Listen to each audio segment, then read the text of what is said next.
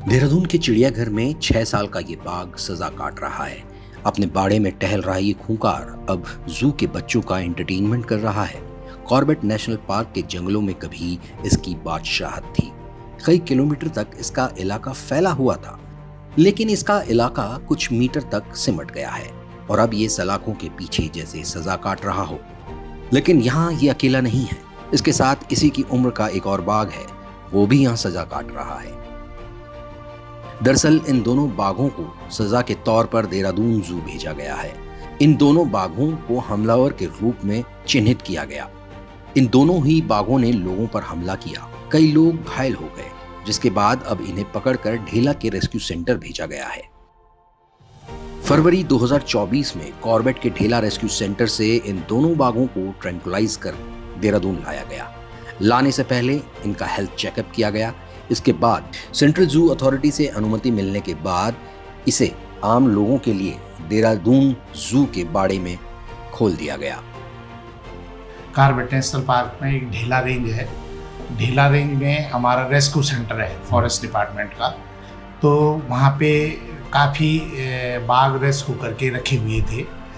तो हमको यहाँ पे बाघों की ज़रूरत थी। तो ऊपर से जो है कि हमको वाइल्ड लाइफ चीफ महोदय द्वारा जो आदेश हुआ कि वहाँ से 2 बाघों को आपने देहरादून जू में लाना है। हम ढेला रेंज से 26 फरवरी को हम उनको पूरे मतलब जो प्रोटोकॉल होता है बाघों का, जैसे उसी हिसाब से हम उनको प्रोटोकॉल के माध्यम से डॉक्टर साहब और मैं गए थे, बाकी अन्य स्टाफ था, उनके साथ हम यहाँ ले आए। तो तब से हमने उनको टाइगर बाड़े में रखा था। हमको CZA से परमिशन नहीं मिली थी उनको पर्यटकों को दिखाने के लिए। तो उसके बाद हमको नवंबर में जाके परमिशन मिली। तो 25 नवंबर 2024 से हमने ये पब्लिक के लिए खोल दिए हैं। मंत्री जी द्वारा ये लोगों के लिए खोला गया है। दोनों नर बाघ हैं और इन्हें कराल में रखा गया है।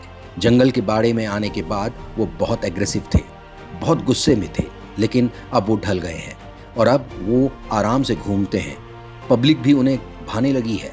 इसके साथ ही जू के स्टाफ को भी अब वो पहचानने लगे हैं कि उस टाइम तो वो वाइल्ड लाइफ से आए थे, तो उनका बहुत खतरनाक मतलब वो था, बिहेव था।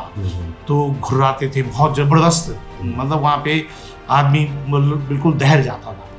मगर अब धीरे धीरे उनको आदत पड़ गई है। अब हमारे बुलाने से भी आते हैं, जो हमारा बाड़ा कीपर है उसके बुलाने से तो वो दौड़ते हैं, बिल्कुल आते हैं। बल्कि मैं भी जाता हूँ, जब भी जाता हूँ, मैं जाता हूँ, डॉक्टर साहब जाते हैं, तो हमारी आवाज़ को पहचानते हैं, क्योंकि हम रोज़ आवाज़ से उनको बात करते हैं। हाँ, टूरिस्ट को देख के तो अब उनको ये लग गया ना कि खुलता है तो वो भी पब्लिक को देख के पब्लिक की तरफ घूमते हैं। मतलब उनको भी ये लग गया कि ये हम मतलब जैसे लोग देख रहे हैं, तो उनके सामने आने का उनको कोई खतरा नहीं, मतलब कोई डर नहीं लगता है, तो वो घूमते हैं उनके आगे। इन दोनों बाघों के जू में आने के बाद जू की कमाई भी बढ़ गई। लोगों में खासा आकर्षण है इन बाघों को देखने के लिए।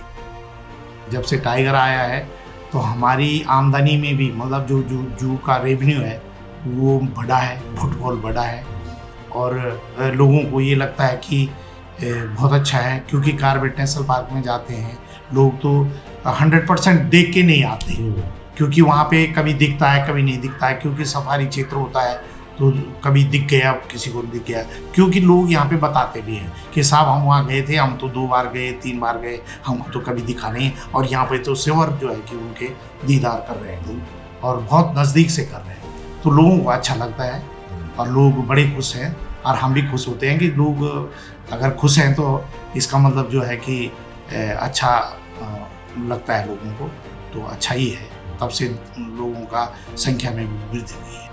जिम कॉर्बेट के जंगलों में कभी इन दोनों बाघों का साम्राज्य था। इनकी एक दहाड़ से जंगल में सिहरन पैदा होती थी, लेकिन आज वो एक बाड़े में कैद होकर रह गए हैं। उनके लिए तो जैसे ये उम्र कैद ही है।